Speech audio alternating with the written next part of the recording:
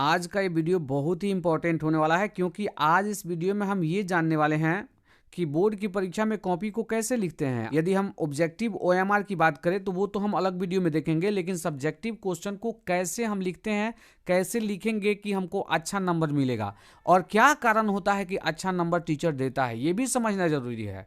अगर आप पेपर में ऐसे लिखते हैं जिससे टीचर को पढ़ने में आसानी होगी, साफ साफ उसे दिखाई देगा, पॉइंट टू पॉइंट लिखा रहेगा, तो आपको अच्छा अंक मिलेगा ही मिलेगा, निश्चित रूप से है। तो यही बात हम जानने वाले हैं कि हम किस प्रकार बोर्ड की परीक्षा में लिखेंगे कि अच्छा से अच्छा अंक हमें मिलेगा। क्योंकि आप पेपर में बहुत ज़्यादा लिखते भी हैं और लिखने का तरीका आपको पता नहीं है, सही तरीका पता नहीं है, तो आपको नंबर कम मिलेगा। तो यही इस वीडियो में हम सीखने वाले हैं कि किस प्रकार हम लिखेंगे कि हमको नंबर ज़्यादा मिलेगा। लिखने का तरीका हम औरों से भिन्न कैसे कर सकते हैं, औरों से अलग कैसे रह सकते हैं और अच्छा कैसे लिख सकते हैं, यही इस वीडियो में जानने वाले हैं। तो ये वीडियो आपके लिए बहुत ही इंपॉर्टेंट होने वाला है, तो आपसे रिक्वेस्ट है कि आप वीडियो को पूरा वॉच करें और वीडियो से लाभ उठाएं। तो चलिए वीडियो की शुरुआत करते हैं। वीडियो शुरू करने से पहले एक और बात का ध्यान दीजिएगा, यदि वीडियो अच्छा लगता है, वीडियो से लाभ मिलता है तो वीडियो को लाइक करें, चैनल पर नए हैं तो चैनल को सब्सक्राइब करके बेल आइकन को दबा दें। साथ ही साथ इस वीडियो को अपने दोस्तों और रिलेटिव के साथ शेयर करें ताकि वे भी इस वीडियो को देखकर लाभ उठा सकें। तो चलिए हम समझते हैं कि किस प्रकार बोर्ड की परीक्षा में लिखेंगे तो हमको अच्छा अंक मिलेगा। तो इसके लिए जो है हमने पिछले साल का पेपर और कॉपी भी लिया है और यहाँ हम समझेंगे कि हमें किस प्रकार जो है परीक्षा में लिखना है। तो देखिए यहाँ हमने जो है विज्ञान का पेपर लिया है। विज्ञान के पेपर का जवाब हम कैसे कॉपी में लिखेंगे ये हम सीखने वाले हैं। हालांकि विज्ञान की तरह हम हिंदी लिख सकते हैं, सोशल साइंस लिख सकते हैं और बाकी विषयों की बात करें तो उसके लिए मैं वीडियो अलग से बनाऊंगा। और आप कमेंट में जरूर बताइए कि ये वीडियो कैसा लगा है आपको। क्या आप दूसरे विषय का वीडियो देखना चाहते हैं तो कमेंट में जरूर लिखेंगे, तभी जो है मैं अगला वीडियो बनाऊंगा। सबसे पहले क्वेश्चन के डायरेक्शन को पढ़ना होता है, निर्देश को पढ़ना होता है। देखिए प्रश्न संख्या 1 से 8 तक लघुत्तरीय प्रश्न है। इनमें से 4 प्रश्नों का उत्तर देना है, मतलब 8 क्वेश्चन दिया गया है और हमें सिर्फ 4 ही क्वेश्चन बनाना है। अगर ये आप ध्यान से नहीं पढ़ते हैं तो फिर बहुत दिक्कत हो जाएगा, क्योंकि आप 8 क्वेश्चन बना लिए फिर बाद में देखेंगे तो समय आपका बर्बाद हो जाएगा। कॉपी में जो लिखे हैं उसे काटना भी नहीं है, अगर काटेंगे तो फिर आपको कम नंबर मिलेगा। ऐसे ही जो जांच करने वाला टीचर है वो देखेगा काटा गया है तो वहीं पर कुछ नंबर कम हो जाएगा। तो इस बात का जरूर ध्यान रखिएगा। पहले निर्देश पढ़ लीजिएगा कि हमें कितना क्वेश्चन बनाना है। लगभग 50% क्वेश्चन ही बनाना है। ऑब्जेक्टिव भी इस बार 100 आने वाला है, ये ध्यान रखिएगा। और सब्जेक्टिव क्वेश्चन भी जितना रहेगा उसका आधा बनाना होगा, तो निर्देश जरूर पढ़ लीजिएगा। अब आधा बनाना है तो मान लीजिए 1 से 8 तक में आपको 4 बनाना है, तो कोई 4 हम बनाएंगे। हमने पूरा क्वेश्चन कॉपी में नहीं लिखा है, लेकिन कुछ क्वेश्चन बनाया है ताकि आपको समझाया जा सके कैसे जो है आपको कॉपी में जवाब लिखना है कि आप अच्छे अंक ला सकें। और देखिए बढ़िया नंबर लाना है आपको तो लिखने का तरीका आपका सही होना चाहिए। लिखने का तरीका अगर सही होगा, टीचर को पसंद आएगा, टीचर कम समय में उसे पढ़ पाएगा तो आपको नंबर भरपूर देगा, नंबर काटेगा नहीं। लेकिन जब जो है टीचर आपके लिखी हुई चीज को नहीं समझ पाएगा, पॉइंट टू पॉइंट चीजें नहीं रखी गई होंगी, तो फिर आपको नंबर कम मिलेगा। ये ध्यान जरूर रखिएगा। तो विज्ञान का क्वेश्चन जो है 3 खंडों में होता है। फिजिक्स का खंड होता है, केमिस्ट्री का खंड होता है और फिर जो है बायोलॉजी का खंड होता है। तो ये भौतिक शास्त्र का खंड है, तो खंड ब है तो खंड ब लिखेंगे। चूंकि सेक्शन ए इंग्लिश में जो जवाब लिखते हैं उनके लिए है, तो ज्यादातर बच्चे तो हिंदी में ही लिखते हैं, तो यहाँ खंड ब लिख दिया गया है। राइट, ये भौतिक शास्त्र है तो यहाँ भौतिक शास्त्र लिख दिया गया है। फिर ये जो है लघुत्तरीय प्रश्न है तो लघुत्तरीय प्रश्न लिखा गया है। आप देखते जाइए कैसे लिखा गया है। अब इसमें से 8 में से प्रयास करें कि क्रम से बनाए, मतलब पहले 1 नंबर, फिर उसके बाद 2 नंबर, उसके बाद 3 नंबर, नहीं आता है तो फिर एक के बाद 6 नंबर, फिर उसके बाद 8 नंबर, ऐसे करें। लेकिन क्रमवार बनाए, प्रयास करें कि क्रमवार बने। अगर क्रमवार नहीं बनता है तब जो है आगे पीछे करके 4 क्वेश्चन जरूर बनाएं। तो इसमें पहले तीसरा क्वेश्चन बनाया गया है, ध्यान दीजिएगा। मैंने आगे पीछे करके बनाया है ताकि आपको यह समझ में आए कि कोई भी क्वेश्चन आगे पीछे हम बना सकते हैं, लेकिन प्रयास हमारा क्रम में लिखने का होना चाहिए, तभी अच्छा अंक आएगा, ये भी ध्यान रखिएगा। तो तीसरा क्वेश्चन जो है इसमें पूछा गया था कि दूरदृष्टि दोष क्या है, यानी दीर्घदृष्टि दोष क्या है। तो इसका जवाब यहाँ दिया गया है। अब यहाँ पे जो है देखिए फर्स्ट पॉइंट में तो ये बताया गया है कि दीर्घदृष्टि दोष क्या है, लेकिन इसके साथ साथ आपको लिख देना चाहिए। देखिए मैंने यहाँ लिखा नहीं है, लेकिन सेकेंड पॉइंट में क्या लिखेंगे, इस दोष को दूर करने के लिए उत्तल लेंस चश्मे का उपयोग किया जाता है। तो इस प्रकार जो है पॉइंट टू पॉइंट आप लिखेंगे तो आपको नंबर बहुत बढ़िया मिलेगा। इस बात की फुल गारंटी है कि आपको इस तरह से नंबर बहुत ज्यादा मिलेगा। ये ट्राई एंड टेस्टेड है, मतलब ट्राई कर लिया गया है पेपर लिखकर। अगले क्वेश्चन की बात करें तो अगला 2 नंबर देखिए 2 नंबर पहले होना चाहिए और 3 नंबर जो है बाद में होना चाहिए, ये क्रम आप ध्यान दीजिएगा।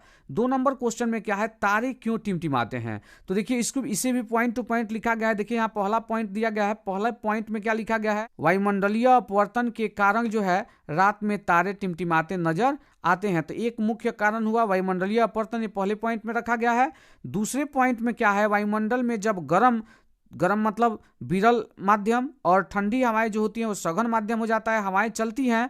तो अगले पॉइंट में लिखा गया है वायुमंडल में माध्यमों के बदलने से तारों से आने वाली प्रकाश, जो हमारी आंखों तक प्रकाश आती है, प्रकाश क्रमिक रूप से घटता बढ़ता रहता है। तो जब घटता है तो दिखाई नहीं देता है, और जब बढ़ता है तो दिखाई देता है। इस प्रकार जो है तारे कभी धुंधले दिखाई देते हैं और कभी साफ दिखाई देते हैं।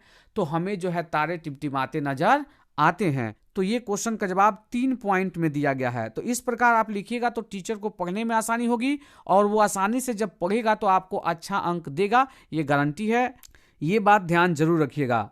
अब हम बात करते हैं इसमें से एक 6 नंबर क्वेश्चन को बनाया गया है। तो 6 नंबर क्वेश्चन जो है यहाँ देख लेते हैं, नाभिकीय संलयन क्या है। तो देखिए लिखा गया है प्रश्नोत्तर संख्या 6, है ना। प्रश्नोत्तर संख्या 6 में नाभिकीय संलयन एक ही हेडिंग है, पूछा गया कि नाभिकीय संलयन क्या है। तो फर्स्ट पॉइंट में तो लिख दिया गया कि नाभिकीय संलयन क्या है, और सेकेंड पॉइंट में आपको उदाहरण निश्चित रूप से लिखना चाहिए। जब भी कोई क्वेश्चन पूछे तो उसमें उदाहरण, तो सेकेंड पॉइंट में आप उदाहरण लिख देते, और उदाहरण में जो आता, जैसे मान लीजिए कि नाभिकीय विखंडन का एक उदाहरण दे देते, तो हमें अच्छे अंक निश्चित रूप से मिलेंगे। इसी प्रकार आपको क्वेश्चन लिखना होगा। देखिए इसमें 3 ही क्वेश्चन हमने बनाया है, 4 क्वेश्चन बनाना था, तो ये तो समझाने के लिए मैंने पेपर लिखा है, तो ये आप ध्यान रखिएगा। अब जो है हम दीर्घोत्तरीय प्रश्न को बनाते हैं। खंड ब का माने फिजिक्स का जो सेक्शन था उसमें का तो 2-2 नंबर का क्वेश्चन हो गया। अब जो है ये 6 नंबर का क्वेश्चन है, हालांकि 5 नंबर का भी आता है। तो ये 6 नंबर का 2 क्वेश्चन है, 10 नंबर और 9 नंबर। इसमें से कोई एक ही बनाना है, साफ साफ लिखा है कि 9-10 दीर्घोत्तरीय प्रश्न, इसमें से एक का उत्तर देना है। इसी तरह केमिस्ट्री में होगा, इसी तरह बायोलॉजी में होगा, तो वहां से आप समझ लीजिएगा। तो यहां आप देख लीजिएगा एक क्वेश्चन बनाया गया है 9 नंबर क्वेश्चन, ध्यान से देखिएगा। 9 नंबर क्वेश्चन में प्रकाश के वर्ण विक्षेपण से आप क्या समझते हैं, इंद्रधनुष की व्याख्या करें। तो फर्स्ट पॉइंट में ये रहेगा, सेकंड पॉइंट में ये रहेगा, ऐसे लिखेंगे, पॉइंट टू पॉइंट लिखेंगे, नंबर हमें मिलेगा। तो श्वेत प्रकाश को जब जो है प्रिज्म से गुजारा जाता है वो अपने 7 रंगों में विभक्त हो जाता है, यही प्रकाश का वर्ण विक्षेपण है। और बैजानी पिनाला लिखा गया है, तो बै से बैगनी यहाँ लिखा गया है, जा से जामुनी, नी से नीला, ह से हराना, से नारंगी और ला से लाल। सबसे ऊपर जो है लाल प्राप्त होता है, सबसे नीचे जो है बै से बैगनी प्राप्त होता है, ये सब ध्यान रखिएगा। और जो है इसमें सेकंड पॉइंट की बात करें, इसमें इंद्रधनुष के वर्णन करने की बात कहा गया था। इंद्रधनुष का वर्णन करें, देखिए यहाँ इंद्रधनुष का की व्याख्या करें। तो इसकी व्याख्या हमने नहीं लिखा है, लेकिन सेकंड पॉइंट में वही व्याख्या आपको लिख देना था, इंद्रधनुष का व्याख्या, उसमें भी चित्र है, तो बनाएंगे तो फुल नंबर मिलेगा अगर ऐसे लिखते हैं तो। अब इसके बाद से मैं दूसरा सेक्शन बता देता हूं, और तीसरे सेक्शन यानी बायोलॉजी का सेक्शन इसी प्रकार कर लेंगे। तो दूसरे सेक्शन में देखिए केमिस्ट्री है, तो हमने यहाँ पर क्या लिखा है, रसायन शास्त्र लिखा है, और ये लघुत्तरीय प्रश्न है, तो लघुत्तरीय प्रश्न हमने लिखा है। और इसमें से भी 8 को देखिए, इसमें भी 8 क्वेश्चन दिया हुआ है, और 8 क्वेश्चन में से हमें बनाना कितना है, 4 ही क्वेश्चन बनाना है। तो कोई 4 बनाएंगे, तो देखिए एक क्वेश्चन यहाँ बनाया गया है प्रश्नोत्तर संख्या 14, क्योंकि इसमें का 14 नंबर बनाया गया है। 2 भौतिक गुणों के आधार पर धातु एवं अधातु में अंतर स्पष्ट करें। तो इसका अंतर लिखा गया है, देख लीजिए यहाँ 2-2 अंतर लिखा गया है ना। इसी प्रकार आगे क्वेश्चन बनाया गया है, देखिए कितना साफ साफ करके, और अंडरलाइन कैसे किया गया है, ये इंच के माध्यम से किया गया है। तो ये इंच के माध्यम से अगर आप करते हैं तो बहुत ही सुंदर दिखेगा, और जितना ही सुंदर दिखेगा नंबर आपको वैसे ही मिलेगा। अब इसमें देख लीजिए आप मिश्र धातु, और इसका उदाहरण अलग अलग पॉइंट में किया गया है, फर्स्ट पॉइंट हुआ, ये सेकेंड पॉइंट हुआ। फिर जो है ये अगला क्वेश्चन है प्रश्नोत्तर संख्या, बीयर सोडा से जुड़ा हुआ प्रश्न है, तो फर्स्ट पॉइंट में ये लिखा गया है, और सेकंड पॉइंट में इसका उपयोग पूछा है तो उपयोग लिखा गया है। इसी प्रकार दीर्घोत्तरीय प्रश्न बनेगा, इसी प्रकार आगे का प्रश्न बनेगा। तो ध्यान रखिएगा, आप बहुत ही अच्छा से पढ़ाई किए हैं। अगर लिखना नहीं जानते हैं, लिखने का तरीका अगर और से आपने भिन्न कर दिया, point two point, 2 point 3 point में बातों को रखा, तो आपको नंबर कभी भी ज्यादा मिलेगा। इस बात का ध्यान रखिएगा, और साफ साफ लिखिएगा। और जैसे ये ब्लैक पेन से लिखा गया है, आप ब्लैक पेन से लिखें, अंडरलाइन करें, और ये जो खींचा गया नंबर के लिए ये खींचे है ना, कई बच्चे तो प्रश्न लिखते हैं, बिल्कुल ही कहीं प्रश्न लिखने की आवश्यकता नहीं होती है।